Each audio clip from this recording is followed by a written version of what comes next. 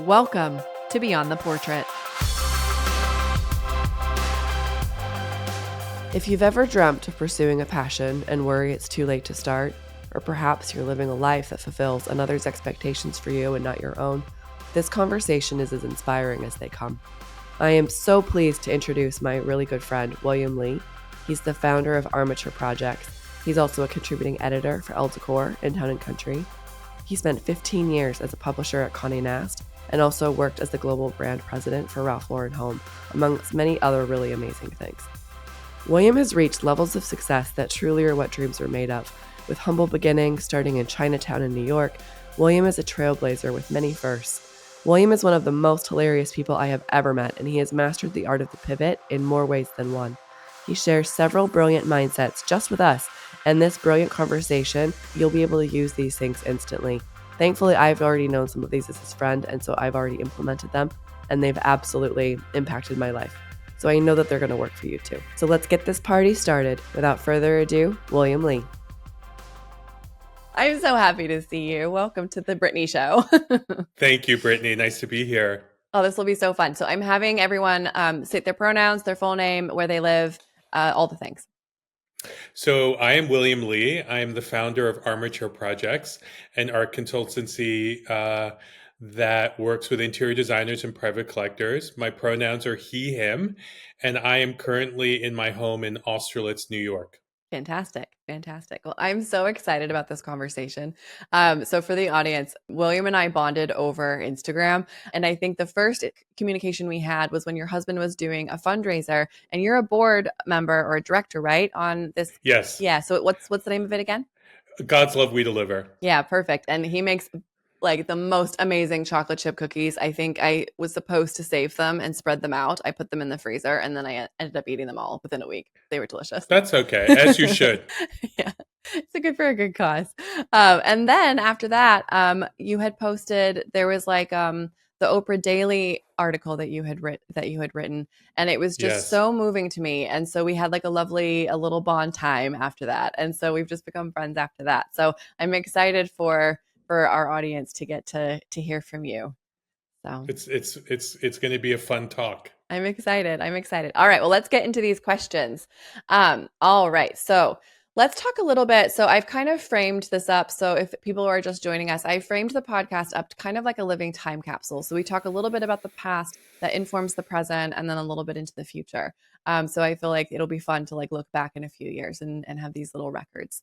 So let's talk about your childhood and growing up in New York and Chinatown. Of course, you're a remarkable mother, and some core memories of how you see the world. Yeah. So I grew up in New York City's Chinatown in Manhattan, a wonderful, thriving immigrant community. You know, it's changed quite a bit since now that, so I'm 55. So when I was growing up there in the 60s, 70s, and 80s, it was really very much a booming, thriving immigrant community. And my mom worked in Chinatown. She was a seamstress. And, it was a great place to grow up because the community was, it's rare to live in New York City and find a community where it really does feel like an actual community in the greater sense. All the stores, the bakeries, the grocery stores, the restaurants, everyone spoke Chinese. My mother didn't speak in English. So to kind of be there and grow up there was kind of like being in another world within New York City. And that was really wonderful. I went to Chinese school there. I went to Sunday school there. All my friends lived there. It was a really wonderful experience. And, I still love going to Chinatown. It really, to me, it feels like home. In fact, even when I travel, I like to, if I'm in a big city, one of the first things I do is figure out where the Chinatown is, and I go, because to me, it's really important for me to see these communities continue to thrive. And after 9/11, New York's Chinatown really hasn't come back for a slew of reasons. But it's, downtown has really suffered. And so for me, I like to, whenever I'm in Chinatown, whenever I'm in any city around the world, I like to go to Chinatown because I like to feel that connection. Yeah.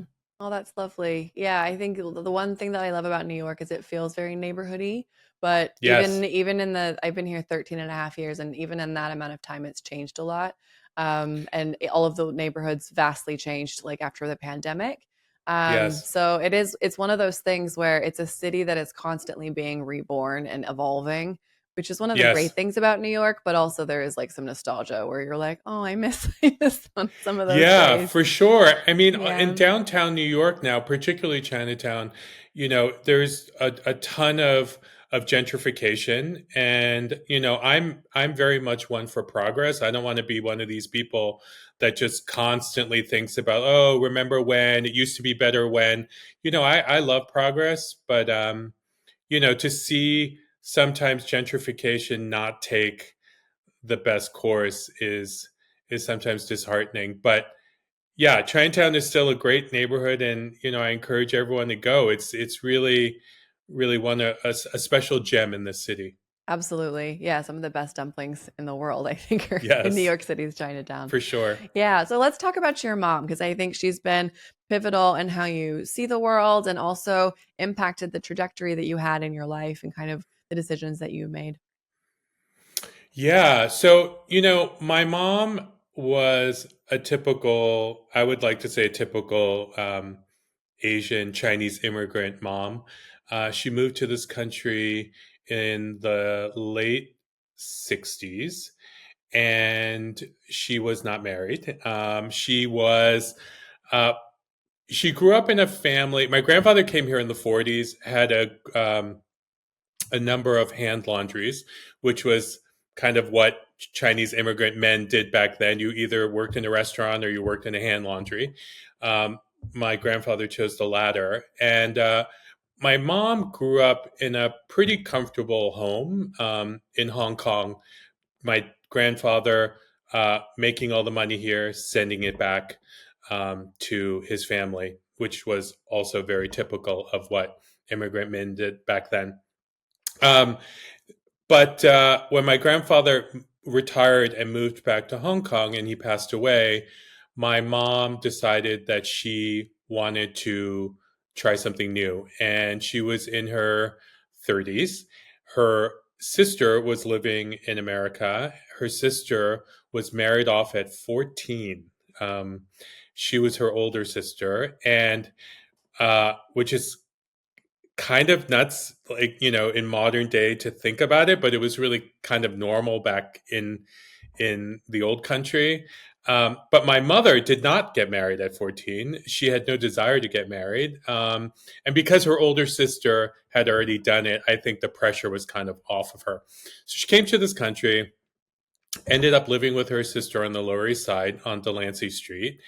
And she went on a blind date one day and she met my father, who had immigrated to New York, uh, China to Havana, where he lived for half of his life. He moved there when he was 18, left there when he was 35. There was a booming Chinatown in Havana, Cuba. And they met in New York. They had a few dates and they got married. And my mom was an older bride, and certainly an older mom. So she had my sister when she was 40.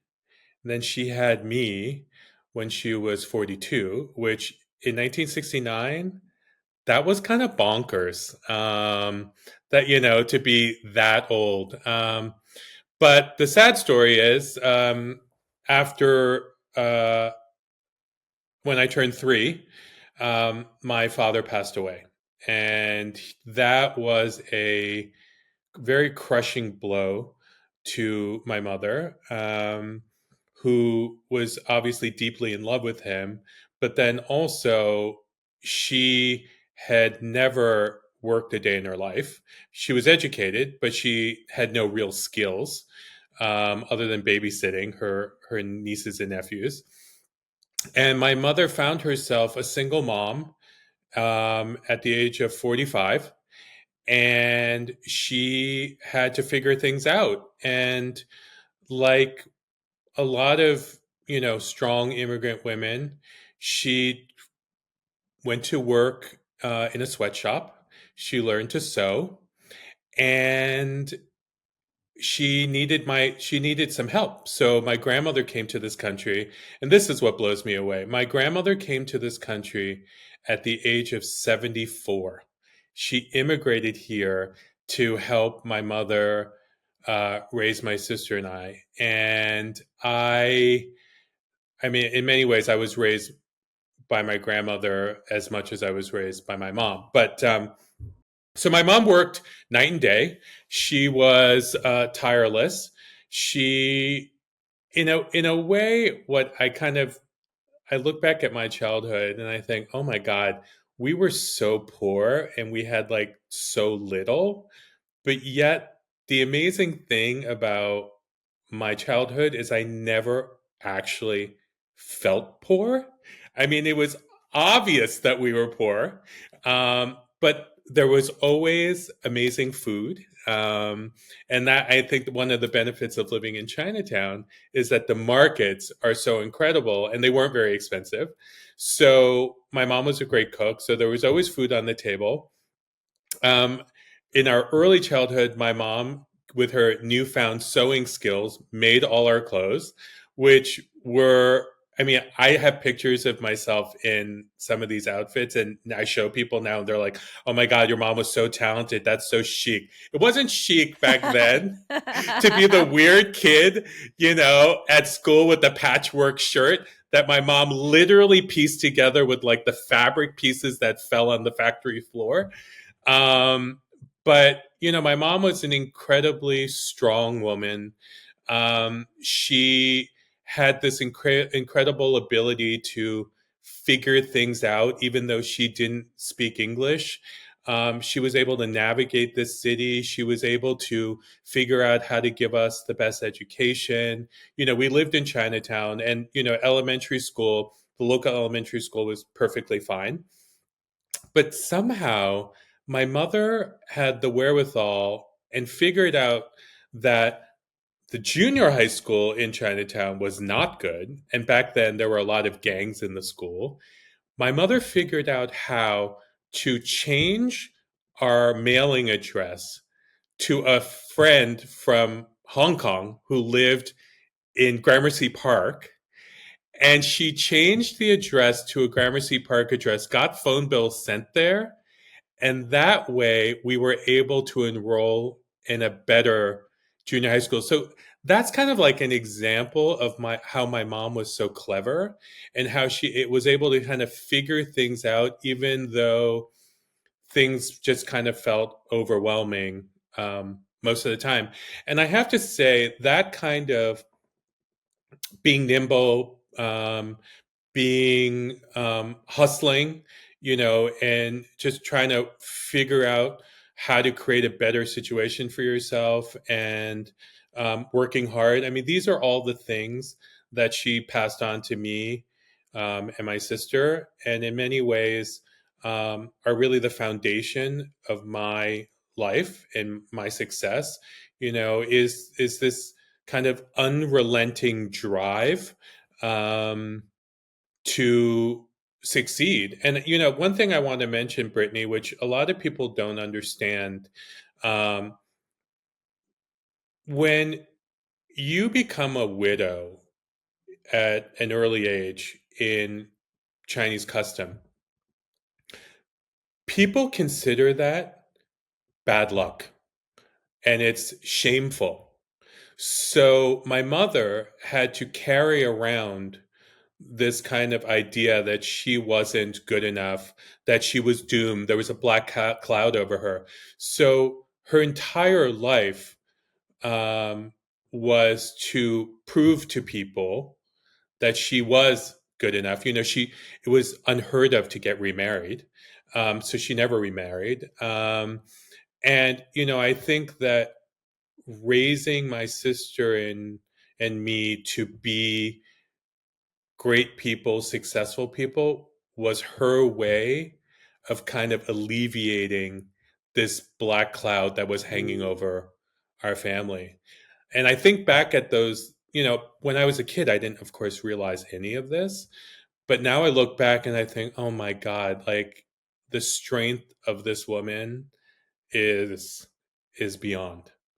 Truly. Well, and I was thinking too, the fact that she got married later on too, like it's already, depending on which culture you're in, like it's already hard. Like when you're getting married in your 30s, it's Yes. like I was considered an old maid in my, former culture by the time I was Yeah. 18 because Yes. I had graduated high school at 16. And so people forgot how old I was. And so when I was 18, I was barely legal. And people were like, how come you're not married yet? I'm like, because I'm barely legal. But because I'd Right. graduated high school 2 years early, they Right. forgot that I was that young.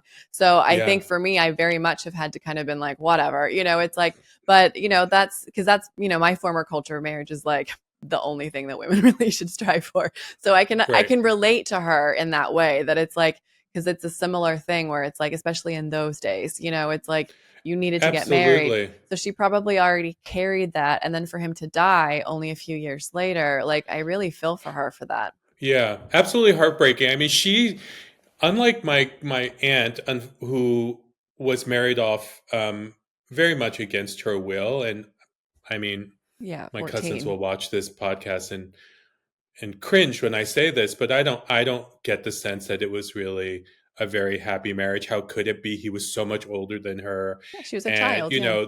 and she was a child, and there's a lot of resentment there. Um, my mom's marriage was a love marriage, and for that to last only a few years was truly heartbreaking. From what I've heard about her over the many communications we've had, it's like she's so remarkable, and that kind of does lead me into like, so she worked really hard. You helped her in the sweatshops, and then there was the choice between going to LaGuardia, which for those that don't know, Yeah. LaGuardia is a high school that it spawns out a lot of creatives, and it's a really prestigious school. And but the choice was made for you to go to more like, I guess, what would you call it? It's considered one of New York City's specialized high schools. So Yeah. when I was in junior high school, I fell in love with musical theater, and there was an amazing choir master. His name's Robert Sharon. He's still alive. There was just a reunion for him a couple months ago, where all of his students who were in the area came to celebrate this incredible man. But when I went to junior high school, I joined the magical choir. I did musical theater. I completely fell in love with performing and singing. And like most people who were in the choir, we all applied to, back then it was called music and art. Now there was music and art and performing arts. Performing arts was acting, music and art was art and music. And now it's combined to LaGuardia. But anyway, I applied to music and art. I auditioned. I sang a song from Fiddler, uh, which was I sang L'Chaim for my audition, which was a genius choice because a little kid from Chinatown singing a song in Hebrew, I think really gave the teachers a good chuckle. So I ended up Impressive. getting in, Yes. Of course you did. and yeah, I mean, it was pretty fun. And so I ended up getting in. But at the same time, my mother, being the typical Chinese immigrant mother who has hopes for their children to become, professionals, doctor, lawyer, engineer, STEMmy things, she insisted that I also take the test to get into either Stuyvesant, Bronx Science, or Brooklyn Tech. I didn't want to do it, but she forced me to do it. And I was accepted at the Bronx High School of Science. And when it came to making a choice, she didn't really think there was any choice to make. She sent me to Bronx Science. And I have to say, it was probably the most miserable, not the most miserable, because, I've gone through a lot of stuff as an adult, but I would say that those 4 years during my adolescence, being in a place that felt like torture, was really not the best thing for me. And, you know, did I get a good education? I'm not sure. I pretty much failed through high school, which was not a great feeling for my mom to have to lie to her friends that her son was thriving at this specialized high school when in fact he was, this was the early 80s. I was out at night in nightclubs and partying and hanging out with people I shouldn't have been hanging out with, Living your best life. uh, and living my best life. I mean, it's, this was back in the day of like, Keith Haring and Basquiat and Warhol, and, the New York City clubs were just like bastions of creativity. And I felt at home at the Palladium and area and all these places. Madonna was just starting to make a name for herself. I'd see her, every weekend. It was an incredible time to be in New York, but it was not an incredible time to be the son of very traditional Chinese mother. I think back at having been forced to go to Bronx Science. I look back at that now and I think, I can't live my life right now for anyone else than me. And I did that for my mother. And I'm not going to do that for anyone else at this point. I have to live my truth. And when you're 14, you can't live your truth because you're living under your mom's roof. And she basically, makes you do whatever you have to do. But it was definitely a learning experience. Oh, for sure. Well, and I think too, it's like that definitely the pressure of her not feeling worthy, so then putting that on you. And I know culturally that's also like very prominent for like the son in particular. Um, Absolutely.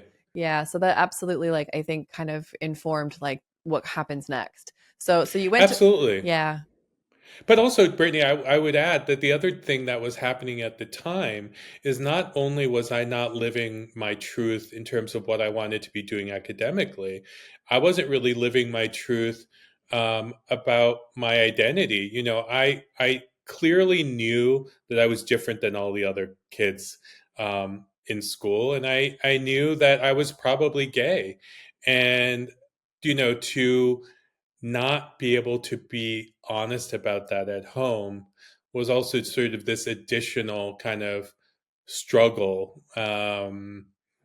which I know a lot of adolescent kids, go through. But I think, being in an immigrant household, it's like yeah. that much more intense. 100%. No, I think having an immigrant upbringing and so you already feel like an outsider because you look different from a lot of the Yeah. people. And Yeah. then, it's like, and then to be gay and then to feel like you can't tell your family and you have to hide Yeah. that and you're having, like, and to be in school where you probably don't have a lot of friends that are like you. So that's why you go Right. out at night and that's where you found Right. community. It's Yes. like, but that's so difficult. Well, and it didn't stop there. Like, I mean, that's the thing. Like, and we'll get into this, but it's like you've been a trailblazer for your whole career. And I really do think it's admirable. Like, you've got that resourcefulness from your mother, that she was able Yeah. to give that to you. And Yeah. you became extremely successful. It's like, but you were one of the first in a lot of ways, which, like we'll get into. But yeah, I mean, I think it's really impressive. Thank you. Thank you. So you go to college and you study. Yeah. So, so my mom, I'm like, how did you that think conversation go? you think I'd learned my lesson. So I end up going so after a very, very disastrous 4 years of high school, the University of Massachusetts at Amherst decided that they'd like to have me as a student, even though my grades were complete crap. So I went, and my mom said, well, you're going to study business, right? And I said, well, I don't really know what I'm going to study. She's like, well, you should study business because everyone needs to learn about business. I'm like, okay. So freshman year, I took a couple of economics classes. Um, and I took some other kind of mathy, STEMmy things, which I knew I was bad at. And after the first semester, the grades were the same. It was like bad grades. And I thought to myself, I'm not doing this again. I want to do what I love. So I think my world completely changed when I took my art history 100 class. The sort of big overview survey class of art history, and I completely fell in love. The minute the first slides came up, and we started talking about beauty and art and how it tied into history and culture. I mean, that to me was such an eye-opening thing, and that's what I ended up studying, and I loved it. And guess what happens when you study something you love? You get You do straight well. A's. Yeah. You do Imagine very that. well. And I was a straight A student all through college, and I felt really proud about that. And it's not a feeling I really had ever experienced, because I was always in high school. I mean, when I say I was an F student, I truly was. I went to summer school every summer to catch up, and that's just not a good feeling, and it does a lot to your sense of confidence, your sense of worth. It's really screws with your ego. And now, being in college and getting straight A's and studying something I loved, it was really a wonderful, wonderful thing. I mean, that's life changing to have that experience because your confidence then you start to rebuild it and then you're able to then, I mean, that's probably why you're also so successful too, because you knew you could do it, you know? Yeah, maybe. I think that part of my success, I think, has been being able to think fast on my feet, which is something I learned from my mom. Um, Not letting obstacles completely terrify me, because there's no real room for fear. You got to just keep moving. And then I also think what I learned in college through art history is the ability. Art history is very much about analysis, but it's also about storytelling. And when you're looking at a painting, a piece of artwork,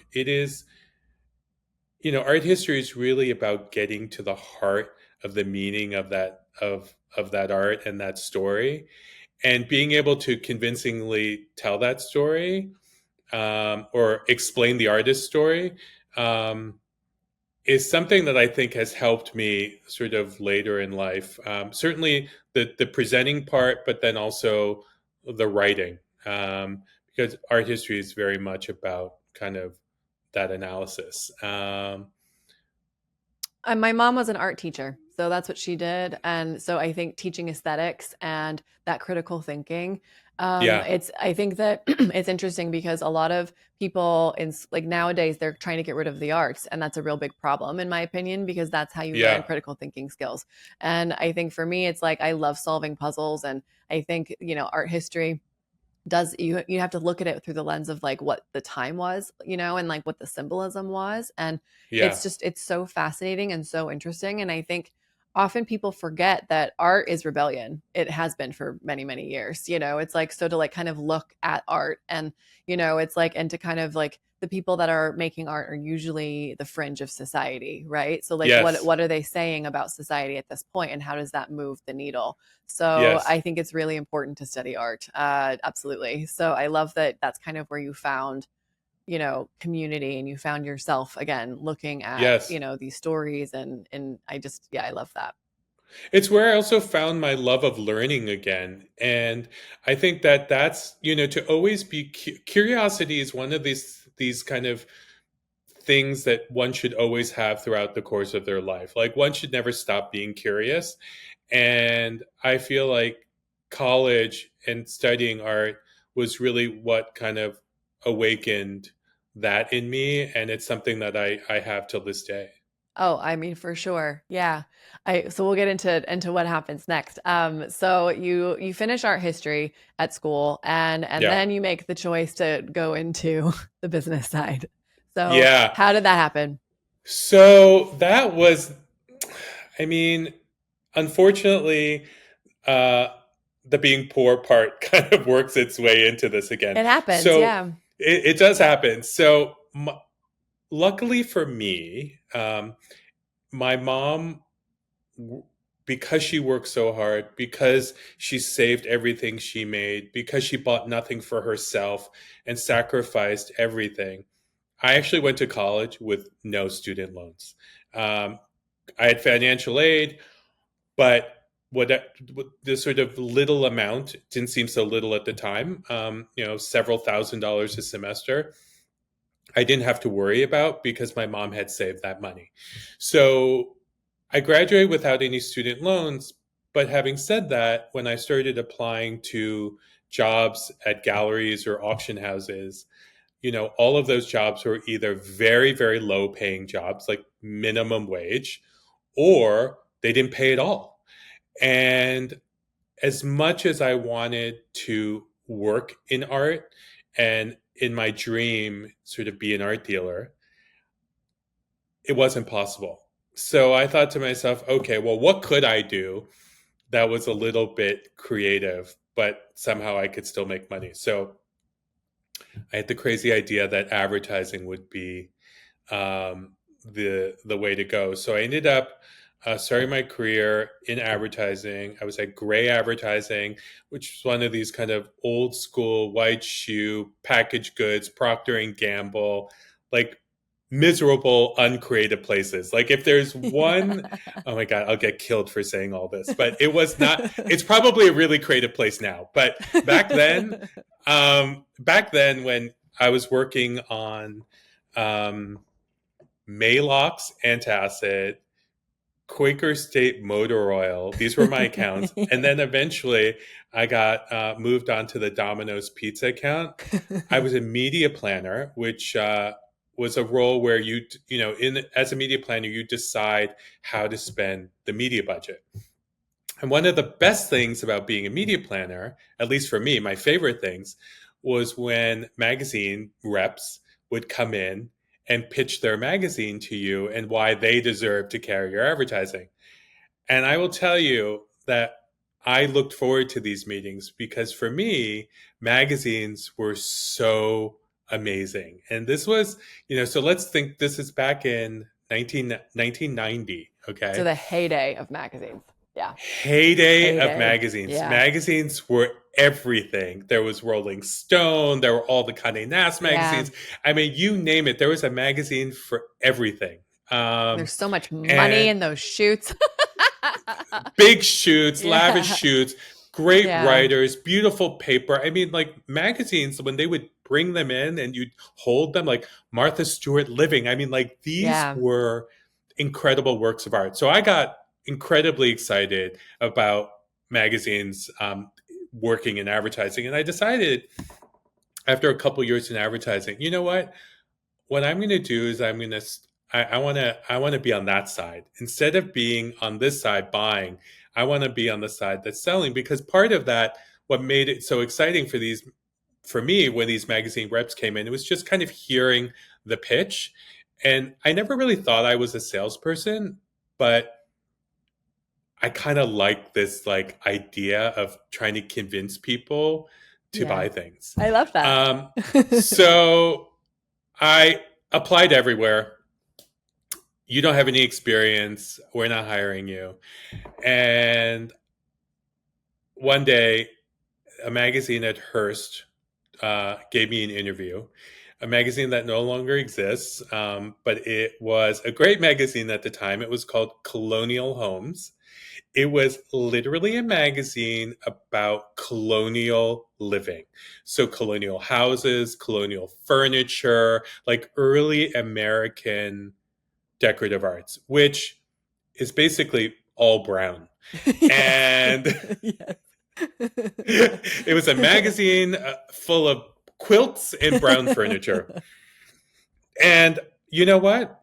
They gave me a job, and You take it. You take the job. You take the door that opens. Yeah, you take the door that opens. I was so happy to be there. I I had a pretty mean boss at the time, whose name shall remain nameless. But she was pretty rough on me. But I have to say, she did teach me a lot. I did really well there. Um, and I worked there for just a year. And then a job opened up at House Beautiful, which was a sister magazine at Hearst. And they had seen how well I did at Colonial Homes. So they brought me over to House Beautiful, where I had another year or so of, of sales. I was a home furnishings director there.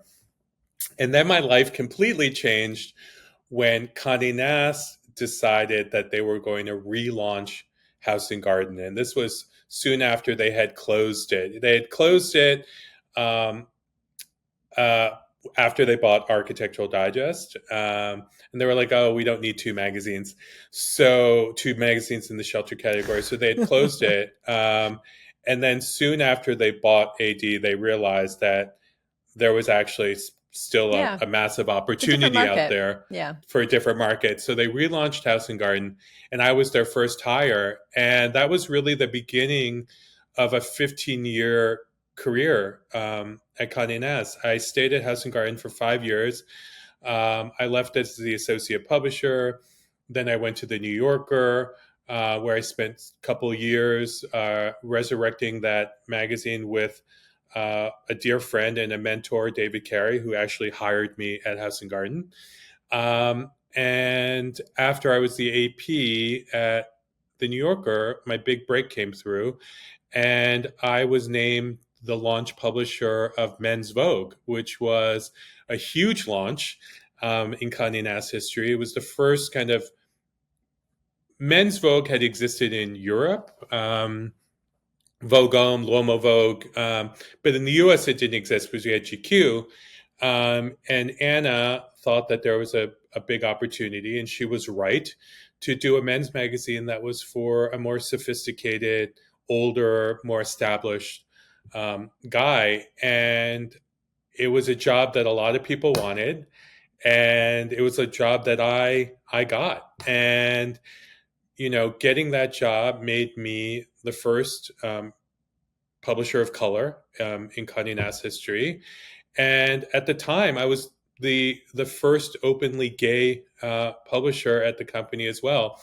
So in many ways, that was I didn't think too much of it I didn't think too much of it at the time, but now looking back, I think, wow, like that was breaking multiple ceilings. Yeah. So like, So how did that I feel? it felt amazing, but what I will tell you is, that company, everything you hear about that company, particularly back then, I mean, it was not an easy place to work. It was one of the best work experiences of my life, in that it taught me how to really think big. And Conde was, at the time, the ultimate publishing company, the most glamorous, the best titles, the most advertising, the biggest expense accounts. It was a great place in many ways, but it was also riddled with politics and internal infighting and intrigue. And, you know, don't think for a second that launching Men's Vogue was going to be easily accepted by the publishers of GQ or Details. I mean, they were not about to lose a single ad page to me. So, it was very, very competitive. And I will tell you that, it was also particularly hard, it being in this role at the time, because my mom was battling cancer. And she had stage 4 breast cancer. She was unfortunately one of these kind of old fashioned people who never thought that getting a mammogram was necessary. So by the time she wasn't feeling well, she was diagnosed at stage 4. So I was the publisher of Men's Vogue at the same time that my mom was going through a lot of pain. And trying to balance launching and taking care of my mom was not the easiest part, not the easiest thing to do. I gained a ton of weight. I couldn't do anything but eat. I literally would eat all day long. I'd have dinner and then have another dinner. Because to me, it was just like, how do I numb myself from all of this stress? And on the day that we closed the first issue of Men's Vogue, my mom passed away. So I was by her side. I was able to tell her about the success. But it was a really, really intense time to sort of be at the peak of my career, but also sort of deal with the devastation of losing my mom. And I look back at that and I think when I get a little nervous or scared now about a new endeavor, a project I'm working on, anything in life, I always think back to those days and I think to myself, remember how strong you were. Remember how you were able to do that, and you're going to be able to do anything. And that's one of the things, and you and I have talked a little bit about this. I think that pain and bad experiences, when you're sort of going through them, feels awful. But if you can take a step back from them and think about all the things you're learning and all the things you're gaining by going through this, and then sort of knowing when to sort of leverage that and remember that later, I mean, that's really, really important. And I think that, we've talked a little bit about how I sort of look at life now. And when something bad happens, I think, instead of thinking, oh, that sucks, I think, what a joy. And, understanding that even bad things can, you can learn from them. And, what a joy it is. I'll give you an example. Yes, So, please. and this is not a devastating example at all, but this is an example of just like every day, like what a joy. Okay. So, as you know, I'm a big gardener, and, every year my dahlias are spectacular. And, I look forward to the end of the summer when they come out and they're huge and they're like, wow, everyone's having a bad dahlia season. Everyone. It's like, I don't know what it is, but they're not really coming out. And the other day I was really annoyed at at the garden, and I thought, what did I do wrong? What is wrong? Like, why are these dahlias not coming out? And I started getting mad and like upset that I wouldn't see these beautiful flowers. And then I just took a step back and I said, but what a joy to even have a garden. What a joy to just get these few dahlias that have come out. And what a joy it's going to be to figure out what was it about this season that made these dahlias not come out. So it's really, I mean, that's a very kind of non-dramatic example of what a joy, but it is It's a kind of good one though. it's how I choose to live my life now. It's like, instead of just being, oh, that sucks, it'd be like, okay, what a joy that I got to experience this and then kind of figure it out. Yeah, like the art of the pivot. Yeah. Exactly. Yeah. No, I Exactly. think that's a really like when you said that, like I literally like I like was kind of floored by that because it's like I'm really good at like finding things that are not great and making them better. Like that's like my secret sauce. But it's like, but I think it's a great mindset shift to be like, well, this is and make it a game almost. You're like, what a joy. Now I get to figure out this problem or oh, let's see how this is going to turn out. And That's it right. just kind of it absolutely changes how you look at things rather than it feeling like a drudgery. And Yes. I think too, like when you were talking about like those periods of growth, like so we had a neuroscientist on the show a couple weeks ago, and she talked about post traumatic growth.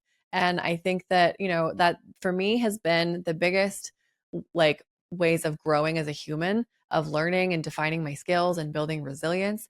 And it made me think too of this. There was it's been all over the internet, but this rabbi was talking about stress and the lobster, and he was like, the thing is, the lobster has to get so uncomfortable that they switch out shells. And I think that that's kind of how growth Mm. works, because stress, we're always kind of like trying to like numb it out, like numb out the stress. So whether that's with food, whether that's with drinking, for me, it has always been, I am a recovering workaholic. It's like, so I think when I don't want to feel, I get really, really busy. It's like, and I like pack my schedule, it's like, cause Yeah, I don't want to like, or I'm like on my phone and, cause I don't want to feel. And it's like, but you have to feel, because when you get so uncomfortable, that's when you make the change. And that's right. there's this beautiful quote that I love, and I think it's Anais Nin, and I'm gonna paraphrase it, so I'll put it in the show notes. But it's basically that, which is links to the Erdalias. The blossom feels like it becomes so painful to stay in that tight bud that it chooses to blossom, and the pain and it's more eloquent when she says it. It's like, No, that's absolutely but right. yeah, it's like, but that's just kind of like, you get so uncomfortable that you like have to make a change. And I'm someone who's very into like radical change. So I think to get so like, but that's how Dolly is, and that's how we as humans also grow, because it's Pain is growth. pain is It's growth. it's Yeah. it's unfortunately it is a pain is a fact of life, and there is beauty in pain, and there is learning in pain. And I think if we take a moment, even though it's so uncomfortable, if we just take a moment to think about what we can learn from that, it's really it's really one of the best things you can do to sort of Yeah. move forward. Yeah, absolutely. Absolutely. Well, so going back a little bit to like, so your mom's just died and now you're this publisher. And Yeah, I'm guessing at that time, it was still mostly white dudes, right? Who were publishers. There was yeah, probably a handful of women, probably not yeah, many, especially yeah, on the publisher side. It's yeah. like, so how did that feel like, to be kind of like the only one that looks like you in that room, and the only one who's openly out as a gay man as well? Yeah, I mean, there's no other way to say it than I felt incredibly lonely. It was, I can't say that I had, other than my friend and mentor, David Carey, who was a fellow publisher. Other than David, I can't really say that I had that many friends who were kind of rooting for me, and sort of, people that I felt were genuine colleagues. Um, it was a different time back then. I think now diversity, equity, and inclusion are Yeah. incredibly important parts of a company's sort of well-being and philosophy. Back then, not so much. It felt very lonely. um, it didn't feel nice being at publishers meetings when nobody really wanted to like hang out with you or talk to you. And it's like, at the time, I didn't really, I mean, maybe I did care, but I sort of didn't really think about it. I just sort of did the best that I could. But it wasn't a great experience. I have to be honest about that. And I'm grateful that I had the opportunity. I'm grateful that I was given this role and I earned this role. um, but I'll tell you something. One person that always made me feel like I was seen was Andre Leon Talley. Now, he was not directly involved in Men's Vogue, although he contributed quite a bit. But I'd see him all the time because, we worked in the same building. We'd be together at fashion shows, etc. Whenever he saw me, he always made a point to say hello, to be welcoming, to say a kind word, to tell me how well I was doing, to say how great the magazine was looking. And I think that when I look at his life, he was such a sort of groundbreaker, revolutionary outsider, that ultimately became, you know, one of the greatest insiders of all time. But I think he knew, at least I think so, when he saw me in this role, he knew how revolutionary it was for someone that looked like me to be in this role. And I think that it made him happy. I think it made him proud. And, you know, having him, knowing that he was kind to me, was a great thing. That's beautiful. I think, we've both been working in magazines for so long, and I think it's for people who don't work in our world, like, and who also like don't live in New York, like, it's still pretty racist.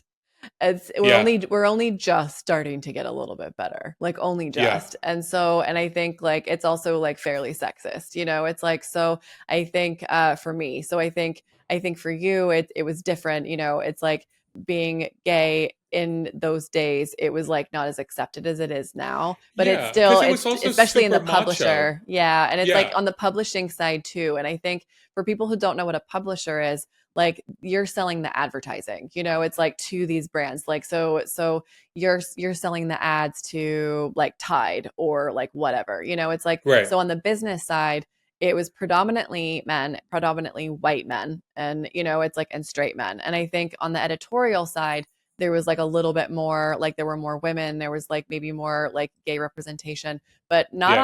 on the publisher side. And I think, No. it's like nowadays it's still like, it's still not, we're still not there yet. And I think I notice it because I'm a female photographer.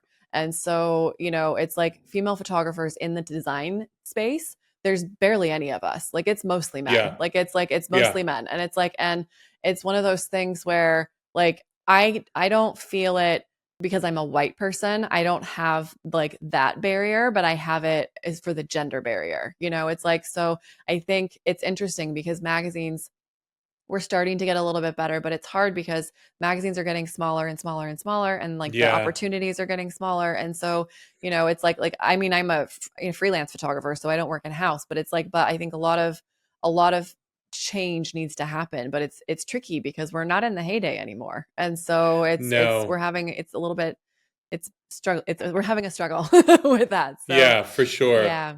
In terms of representation, you're really active in contributing in that way. So let's talk about the AAPI Design Alliance. Yeah, so AAPI, it's a mouthful. AAPI Design Alliance, we short APIDA. It's an organization. I'm one of the founding members. It's an organization that was founded in during the height of COVID and at the height of Asian people experiencing insane violence around the country, whether it was the violence in Atlanta at that spa that where all those innocent women were killed, or just innocent Asians getting beat up and being blamed for the pandemic. And a group of us, Young Ha, Jessica Davis, these are all people you know, Jean Liu, Go Kasai, we all got together and we started this organization as a way to build community within the design industry for Asian Americans. Like many industries that are kind of like she or artistic or aesthetic, there isn't a ton of diversity. And there are indeed a ton of Asians working in design, but there wasn't really community for all of us to sort of come together. So we started this organization to provide community, to provide mentorship, to provide advocacy, um, and it's really one of the proudest things I've ever done because I think seeing when we have our events and seeing young Asian students come up to us and say, this makes me feel so welcome. This makes me feel so safe that I've chosen this career. because my parents wanted me to be an engineer. It's always my Yeah. parents wanted me to be a doctor, lawyer, engineer. That's like, that's Yeah. the classic thing. And, you know, for a lot of these kids, going into design was the ultimate rebellion. And to be able to see people that look like them in positions of success, I think is very, very inspiring. So, you know, mentorship is something that I'm very active in. In fact, you know, I'm on the mentorship committee, because I do feel like just nurturing this new generation and figuring out how to help them get a seat at the table, figuring out how to help them get the same opportunities as other people. That's really fulfilling, and that's really an important part of what Apida does. And then, as it relates to, you know, Town and Country and Elle Decor, where I am a contributing editor, in Town and Country, I produce stories, interior stories, but I also write a lot about food. I'm a big foodie. Well, you also have an Emmy nominated TV show, by the Yes, way. I did. Yeah, Yeah. so I did. I did 2 seasons of a great show on PBS called Lucky Chow, seasons 4 and 5. Season 4 nominated for Best Culinary Series. I was on-air host, co-host, as well as co-producer. So that was a great thing. But I love food. I write about food a lot, and when I write about restaurants, particularly in New York, I really get excited about writing about the diversity of the food out there, and making sure chefs of all kind get a spotlight. And then, as it relates to Elle Decor, I've written quite a few stories about Asians in design, Asian restaurant design, looking at Asian makers, and all the incredible work that they do. You know, this is important. I think, you know, the more people know what's out there, the better. You know, diversity has to mean representation in every form. Absolutely. No, I'm a big believer in representation in media. And I think working as a photographer and working in New York, like, I worked in house at Lonnie Magazine and at Domino Magazine. And so, Domino was the last one that I worked in house for, and I was the photography director. And so I noticed that it was really white. And so I kept trying to like say things, but as the photography director, I really didn't have any like sway. And so it's something that now, like, I'm kind of my own boss now. And so it's like, so I Yeah, feel like I'm able to contribute to that a little bit more now because I have more of a say. And so it's something that I believe quite strongly in because I come from Utah, so it's like originally California, but I spent the bulk of my life, my young adult, growing up years, in Utah, yeah, and so there really isn't a lot of diversity there. It's mostly white people, and there's a fair amount of Polynesians, and like there is like a Hispanic, population, but there's barely any Black Americans. There's like it's mostly white, people who look like exactly like me. It's like but with yeah, more plastic surgery, so they all look the same with nose jobs and all the things. It's like so, but I mean that's the thing. I didn't like it even then. Like I was like I didn't like that everybody. It was like the Stepford Wives. It's like I yeah, didn't want the same thing, and it's boring. It's like so when I moved to New York, like I was just like so completely delighted. It's like having bland food and then having salt on it. It's like it just everything is yes. better with having I don't Flavor. flavor. And I feel like really spoiled that I can eat basically any type of cuisine in an 2-mile radius. It's like Yeah, it's such a gift to be able to have like my life feels so much more colorful and so much more vibrant. And it's like by having everyone represented, and I think that you cannot imagine for yourself unless you've seen it. Like I know that as a photographer that there is something about the brain and the neuroscience of why you have to see yourself in media because you can't yeah, achieve unless you've seen it before, which is why it's such a big deal that you were a trailblazer, that you were able to reach these levels of success. It's yeah, like not only so you work in magazines, but also like you had a really big stint working at like Ralph Lauren Home, and like let's talk a yeah, little bit about that and then yeah. you're kind of like transition to what you do now. Yeah, so after 15 years at Condé Nast, I knew that it was time for a change. You know, the media business had changed dramatically, and selling ad space was not as thrilling as it used to be, particularly with the dawn of digital. And one day, Ralph Lauren reached out, and this is a company that I had been doing business with for many years on the publishing side.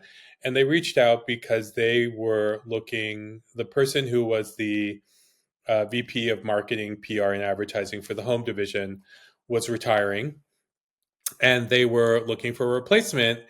And they said, we think you'd be the right person for the job. And I was like, oh my God, like, that okay, VP of like, what do I know about PR? What do I know about advertising, but like, and then like, what do I know about retail? So I thought, okay, I'm going to just go and figure this out. And after 10 interviews, 10, including one with Mr. Lauren, I was hired for the job, and I held that role for a couple years, and then I was promoted to senior vice president in charge of licensing and international development, and I did that for a couple years, and then I was eventually made the global brand president, which was for Ralph Lauren Home, y'all. That's like a really Ralph big Lauren fucking Home. deal. Yeah, it was a big day, and Brittany, I know you believe in things like this.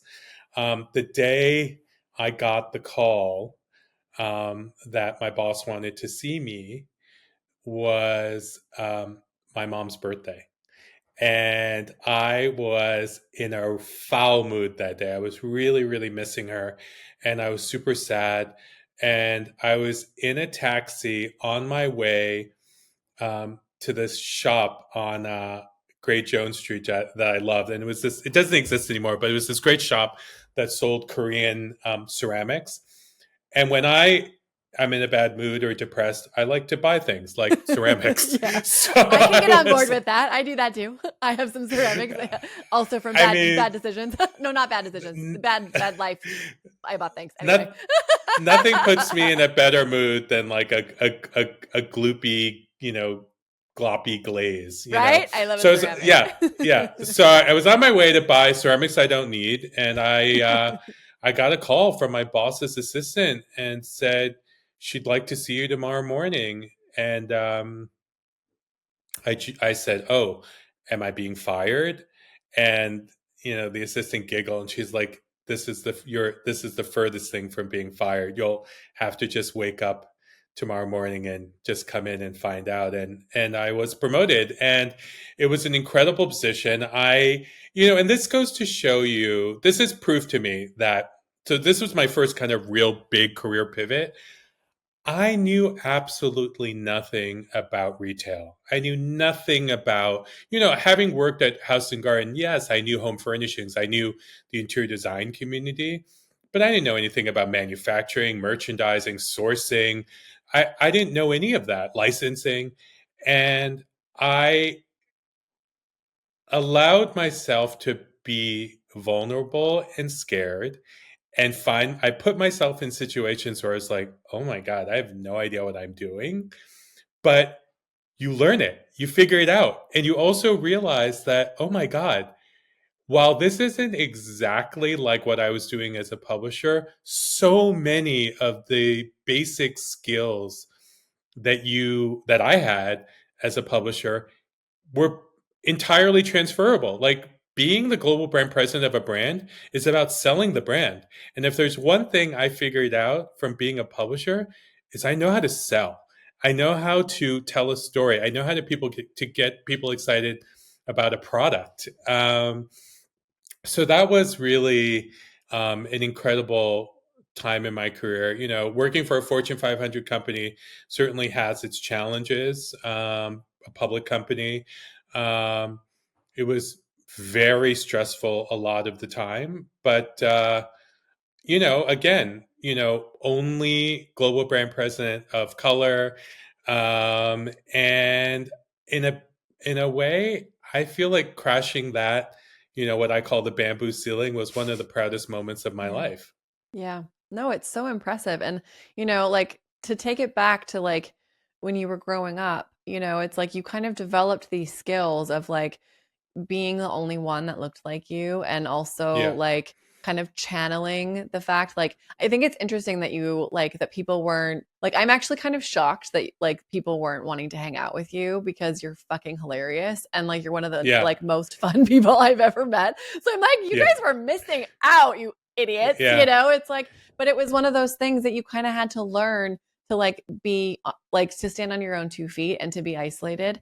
I feel like that's a skill that I've had to like. It's remarkable how people don't support you when you're on the way up. Like it's Yeah. shocking how that happens. And I feel that way myself. Like it's I don't have support like in that way, you know, like from where I grew up. You know, it's like Yeah. and like from my former classmates and it is like crickets, you know, it's like and anytime I reached a certain level of success, crickets, you know, and it was one of Yeah. those things that I was like, okay, but it really you do internalize it because I was like I must be a horrible person. Like, why do people hate me? You know, it's Right. like where you're just like, I'm fun and I'm nice. And why do I feel so alone all the time? But at the same time, though, it's like, it's because you're not in the right rooms.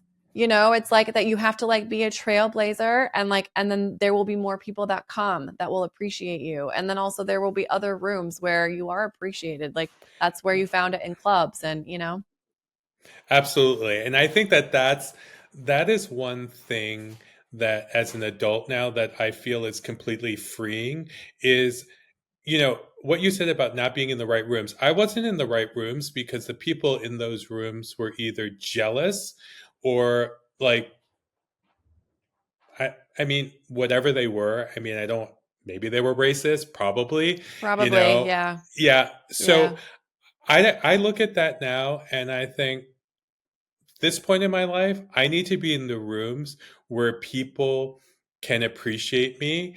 And if they don't appreciate me, that's fine. I don't actually need to talk to you.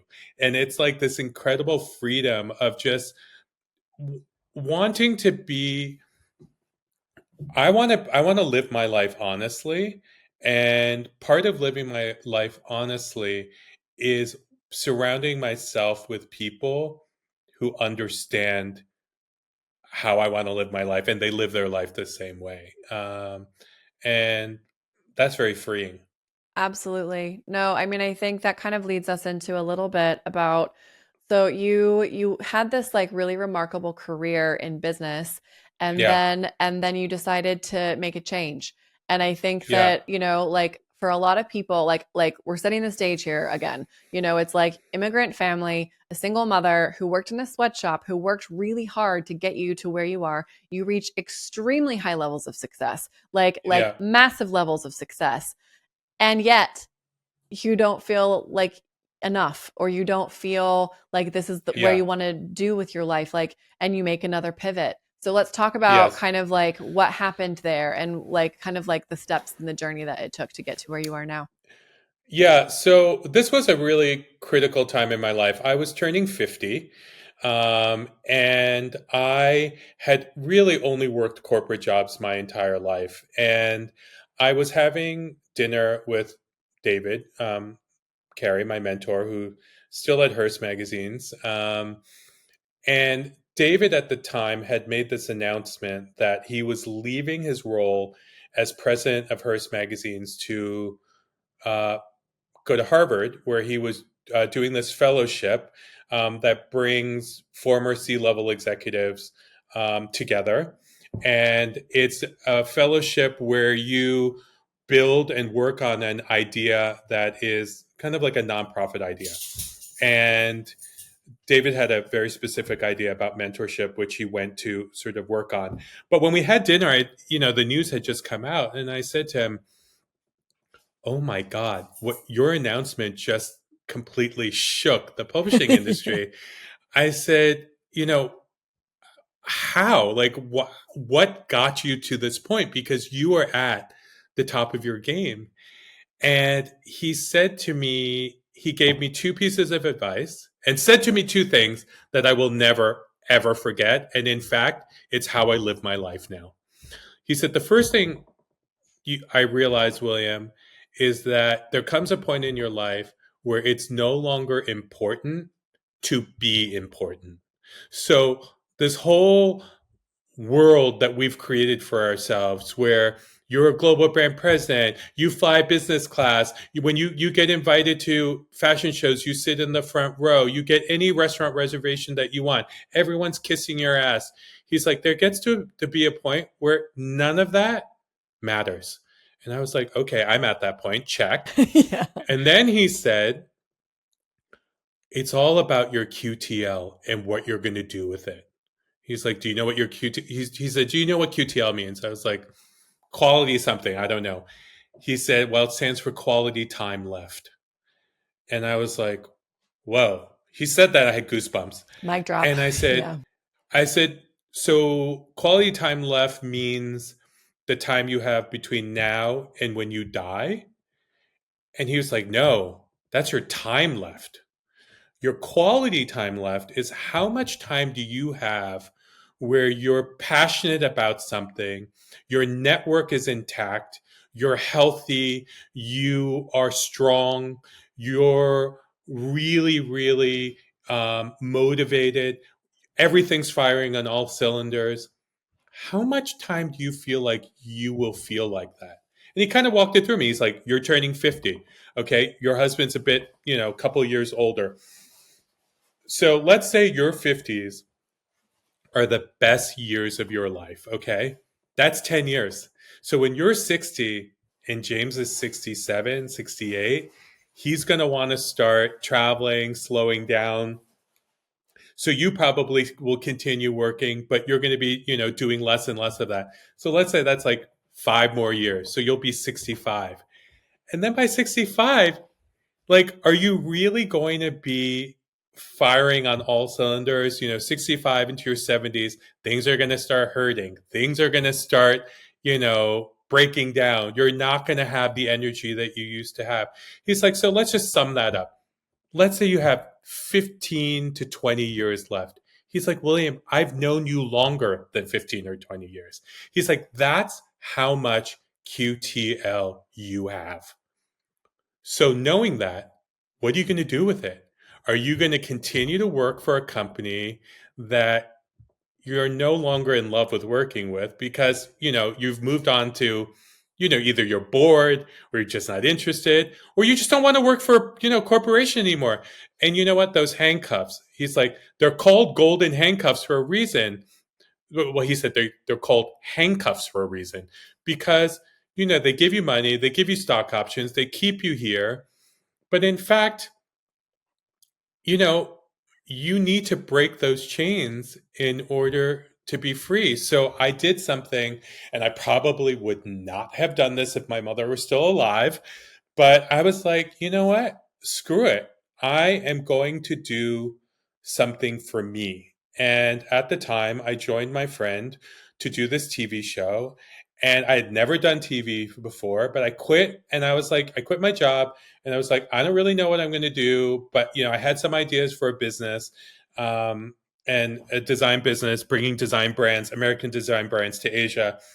I was developing that. And then I did this TV show. And I'd never done TV before. And, go on to get nominated for an Emmy. That was a pretty remarkable thing.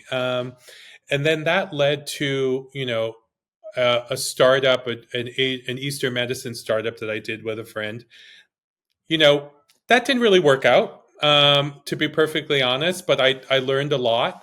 And it was an incredible kind of transition point for me where I was knee deep in a startup. And there were certainly things that I liked about the startup, things I didn't like. But the one thing I realized that I did like is I liked being my own boss. And that's when I decided in February of last year to start Armature Projects and finally do something with art. Now that I'm at a place in my life where where I don't have to necessarily worry about, how am I going to keep a roof over my head? But, taking that jump finally into the art world and starting Armature Projects. And, I did it in a way where the business was really set up to cater to the interior design community, a group of people who, oftentimes buy a ton of art. And it allowed me to tap into a network that is very deep for me. And allowed me to sort of bring all of my past experience to bear on this new venture. And it's been, I have to say, knock wood, it's been incredibly fulfilling and successful. And I'm finally doing what I love. And it doesn't feel like work at all. It feels like a complete joy. And even when I'm irritated by last minute requests and, sometimes not so nice people, I honestly say to myself, what a joy every single day. Such a good mantra. I love it. I mean, it's such a great, inspiring story, truth be told, because I think a lot of people, it's like they live for someone else, like for most of their life. It's like, and you had reached certain levels of achievement that few have ever been able to achieve. Like most would just literally like, it's like what dreams are made of, right? But at a certain point, it's your life. And so I think it's so brave that at 50, you're like, yeah, no, I'm not doing this anymore. And, I think it's a mistake, like, when people, I think I learned this lesson. I've learned it a few different ways. So my mom got sick when I was 20. And so and we thought she was going to die. She was in a wheelchair. It was like a whole thing. And so my mom's a single mom too, and like that's something that we've bonded about, both having like very resilient, hardworking single moms. And so I thought my mom was going to die, and in a way she has. Like my mom is not who she was at all in anymore. Like she's a shell of who she once was. And I think she's starting to kind of like find herself again after, but I think that's I think where the framing and mindset is so important, because when you don't think that there's ever going to be anything different, you just kind of like accept it. And I think that massively has impacted my perspective, because I was like, nope, we're not wasting any more time. We're not doing that. So at 20 years old, like I started traveling and I started, but I think because I also come from poverty, I was like, I became a workaholic, because I had no, like, it was the financial aspect. I was like, I am not going to end up like that. And so I worked and I worked and I worked and I worked. And I think, it's interesting because working in magazines, it's what, this is the dirty secret that nobody tells you. It's for people from trust funds that's how it is. 1000%. Yeah. Yeah. And so it's like, so the what, especially on the editorial side, like they're paying such low rates that like, if you don't have a trust fund or family support, you are going into debt to like live in New York, like, which is what I ended up doing. It's like, and so, I think that it's interesting because, and we've talked about this, like where it's just you work and you work and you work and you work and it's achieve, achieve, achieve. And you reach, like I was in the New York Times before I was 30, it's like I had my own magazine at 28, it's like I achieved, achieved, achieved. And yet that thirst is never quenched. And it's, and I think that's when you start like thinking, and this, but I like almost died in a fire like a couple months ago. And I was like, is this the legacy? Like that I was just a workaholic? And yes, I've achieved Right. so many things, but yet I'm not satisfied. Like I never celebrate the wins. I'm always on to the next goal. Like when you are a gold star kind of person where it's all about achievement, when it's all about like reaching that form of worthiness, like when am I going to feel worthy? When am I going to feel enough? Like at what point are the rooms that I'm in or I'm going to feel like I've done it? It's like, or when am I going to start living my life for me? And I love photography. I will always be a photographer. That will never change. It's like I will always be a photographer. But I think my constant, like, because I'm a female photographer, there's a certain level that it's like, at what point do I stop fighting this? It's like, at what point am I going to keep prioritizing my career? Because I am a female photographer.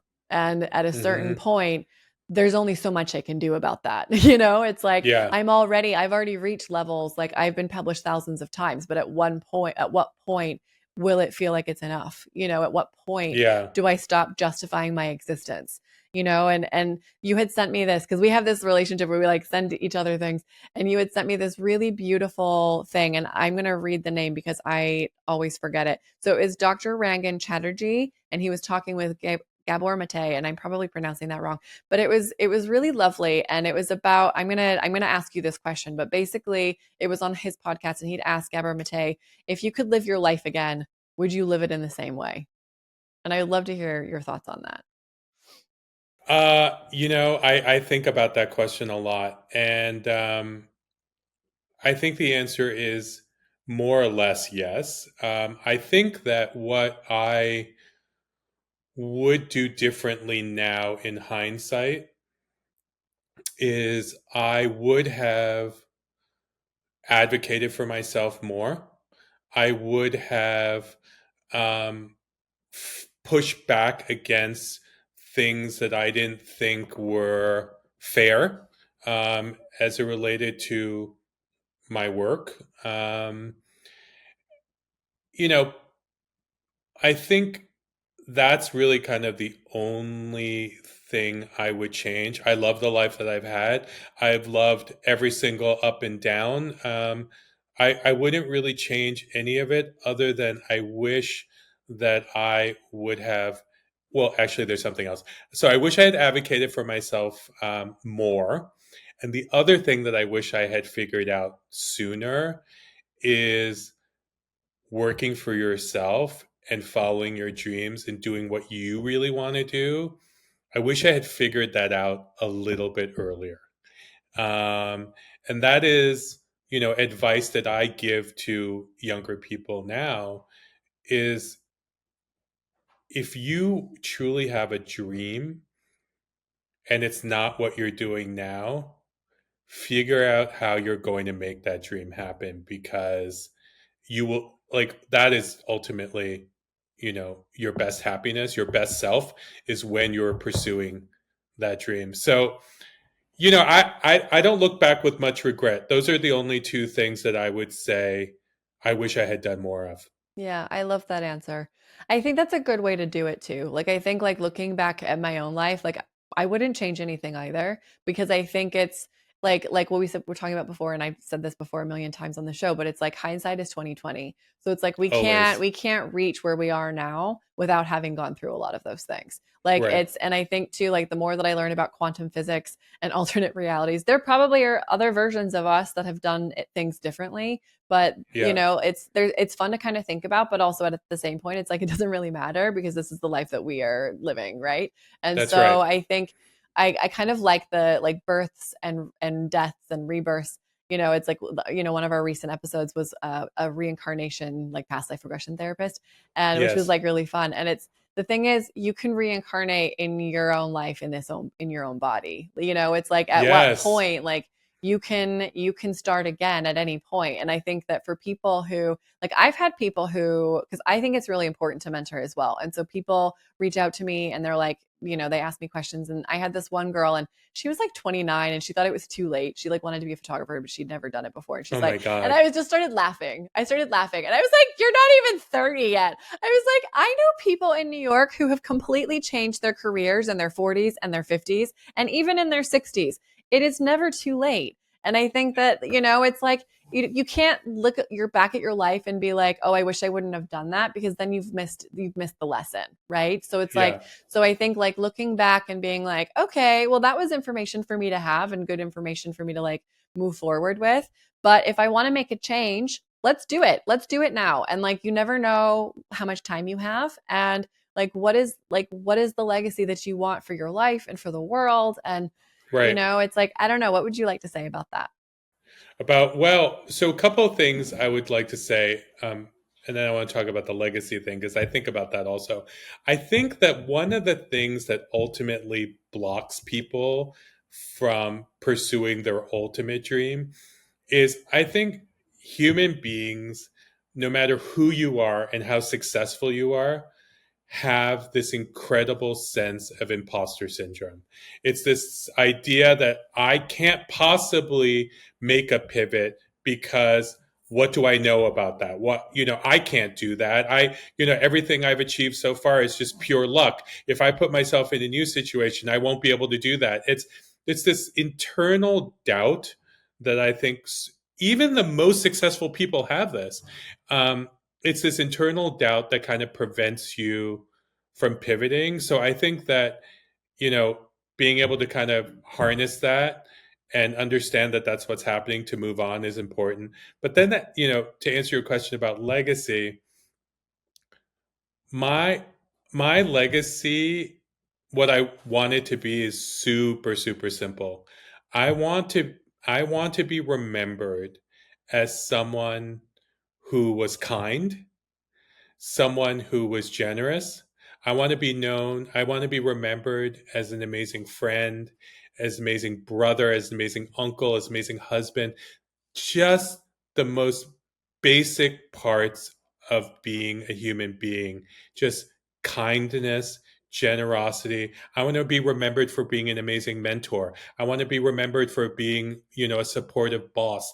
Like, these are the things that matter to me most. I don't care about being remembered for my corporate success. Like, yeah, sure, that's all important, but for me, the greatest importance is, how have you impacted people's lives, and how have you made the world a better place?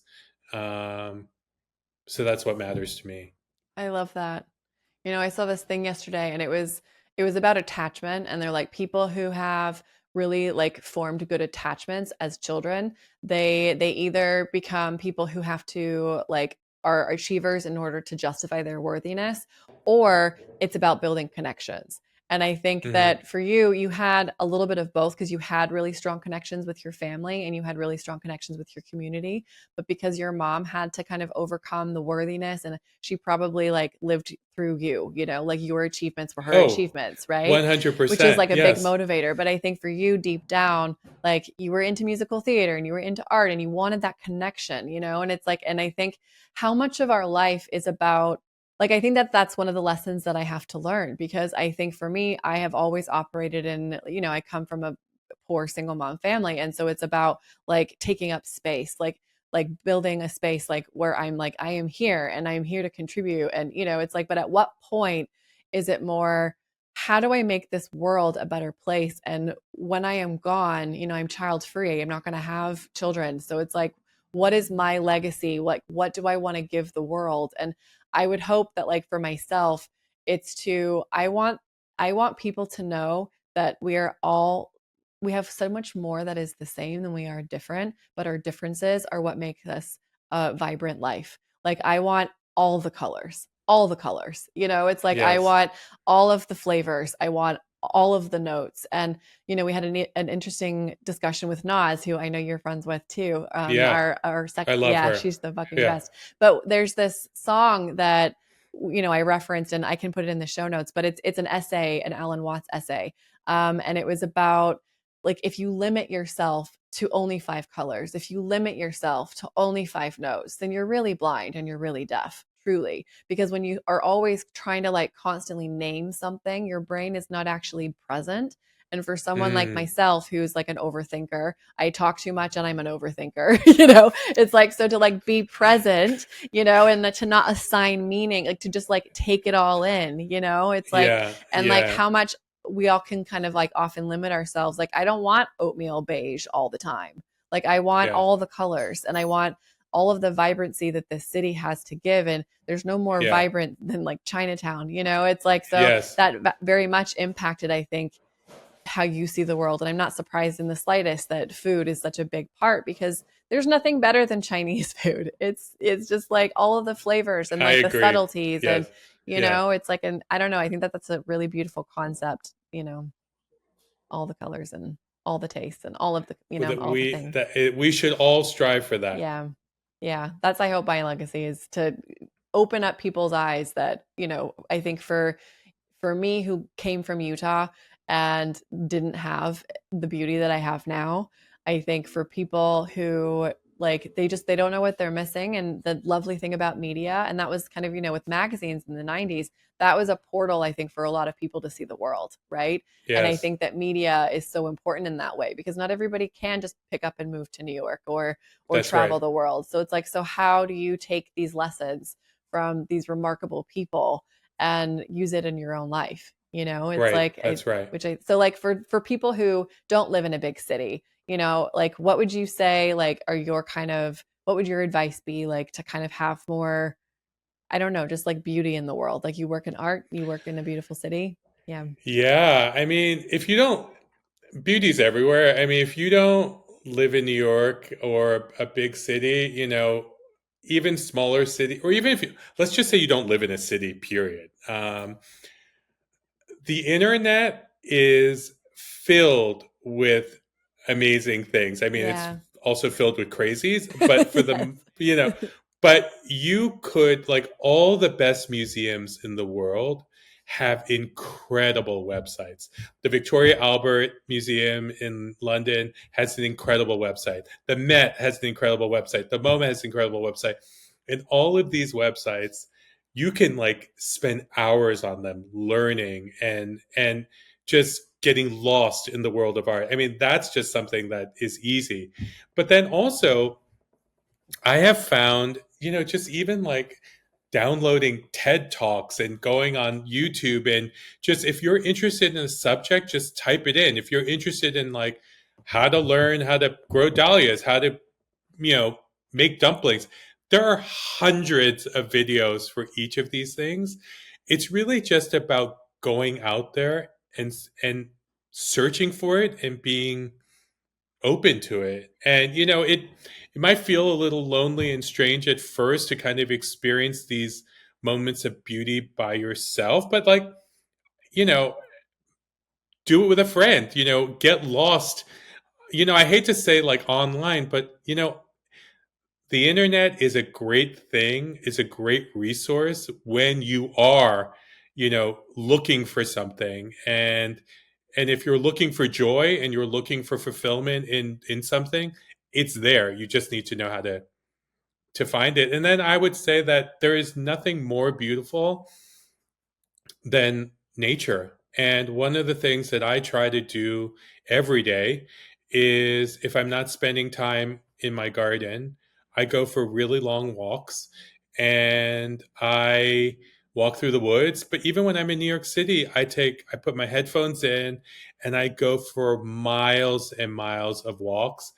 And there is just nothing better than moving your body, opening your eyes, and just seeing incredible things. In New York, a lot of things you see are not, traditionally beautiful. There's quite a bit of sadness, but then also sort of digesting that sadness, I think, is an important thing. So that's what I would say. Just kind of make yourself available, be out there, go outside.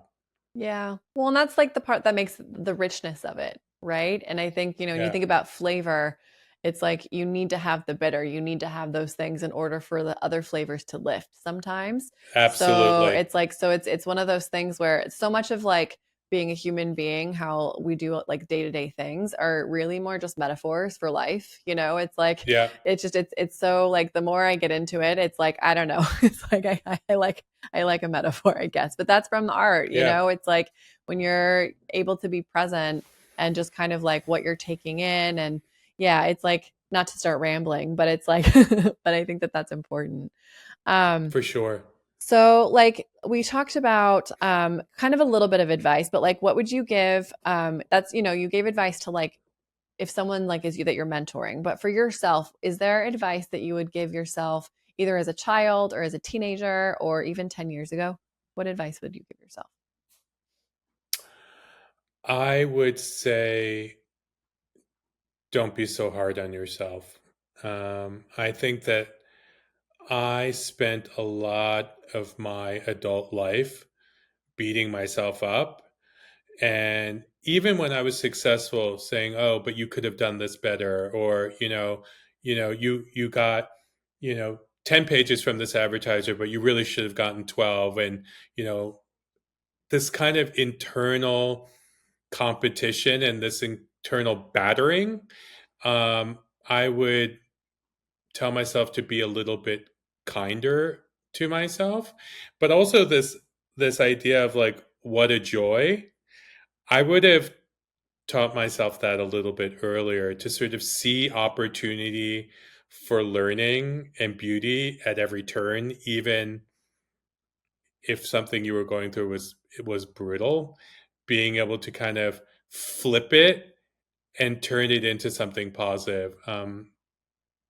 That would be the advice. And then, to my younger self, you know, even though I had a mom who maybe wasn't willing to let me live free, I would say to my younger self, follow your dreams, do what you want, as much as possible. I love that. That's such good advice. Where would you envision yourself in 5 years? Uh, 5 years from now, I kind of see myself kind of where I am now. I mean, I see this business growing and getting bigger and becoming more successful, taking on bigger projects. I don't want for very much at this point. I mean, the only thing I really focused on is really like my home, my dogs, and my husband, and just traveling. I mean, if there's one thing, if you ask me 5 years from now, could I see myself living in Asia? Maybe. It's something that I've definitely wanted to do. Um, and we have dear friends there. So maybe there, but I don't, for the most part, I'm quite content with where I am now. And that's a very good feeling because it wasn't always that way. It was always about striving, striving, striving. And I feel really happy and at peace with where I am now. I love that.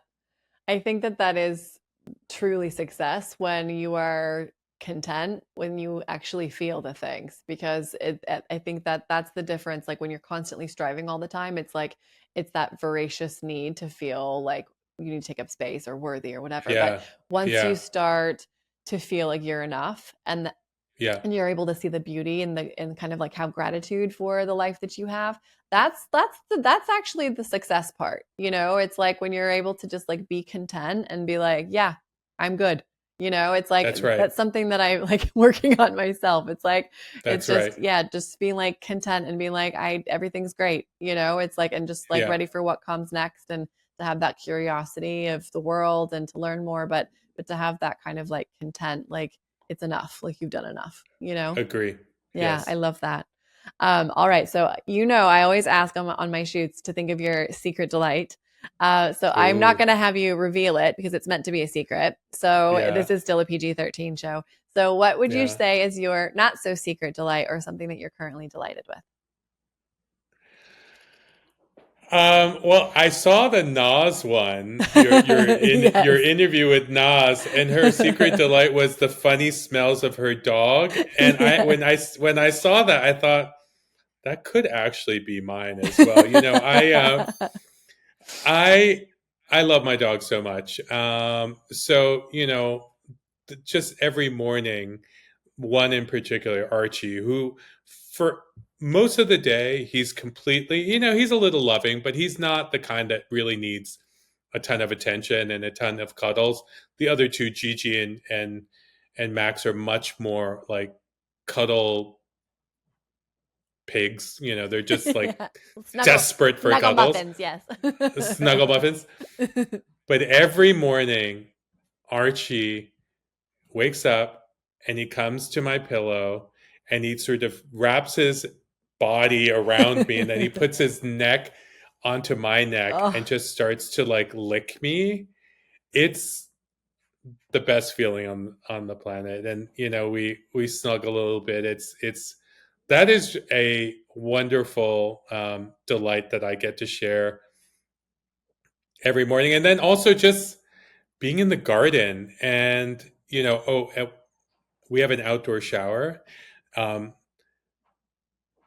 the outdoor taking a shower outside and looking out into the garden while you're showering is it's like one of the best things. Just like surrounding yourself with like beauty and like sensory sensation, like just the whole thing is amazing. I So I love would say that. those two. Those Yeah. are good ones.